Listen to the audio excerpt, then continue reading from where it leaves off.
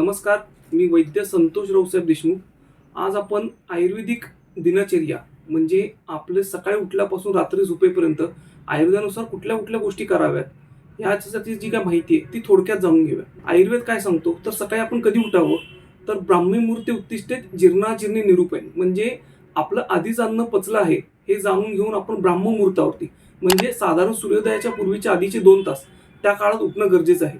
आणि उठल्यानंतर काय करावं तर त्या काळामध्ये आपण अध्ययन किंवा आपल्या ज्या काय अभ्यासाच्या गोष्टी आहेत त्या कराव्यात. त्याच्यानंतरचा पार्ट जो आहे त्याच्यामध्ये दंतधावन म्हणजे आयुर्वेदिक औषधांच्या काड्या ज्या आहेत त्यांनी दात घासणं, त्याच्यानंतर व्यायाम, त्याच्यानंतर स्नान, त्याच्यानंतर नस्य म्हणजे नाकात औषध घालणं, गंडूश म्हणजे गुळण्या करणं, अशा वेगवेगळ्या पद्धती आयुर्वेदामध्ये सांगितलेल्या आहेत की ज्यांचा आपण नित्य वापरामध्ये अवलंब करावा. तर तो का करावा तर स्वस्थ रक्षार्थम आयुष्य म्हणजे आपलं आयुष्य जे आहे ना ते स्वस्थ राहावं. स्वस्थ राहावं म्हणजे आपण आजारी पडू नये आणि जरी आपल्याला आजार झाला तरी तो बरा व्हावा. आपली दिनचर्या जर या पद्धतीने आपण जर अंगीकारली तर त्याचा आपल्याला फायदा जो आहे तो लॉंग टर्म मध्ये म्हणजे अगदी वार्धक्यापर्यंत म्हणजे आपल्या म्हातारपणापर्यंत सुद्धा स्वस्थ राहण्यासाठी किंवा निरोगी राहण्यासाठी उपयोग होऊ शकतो.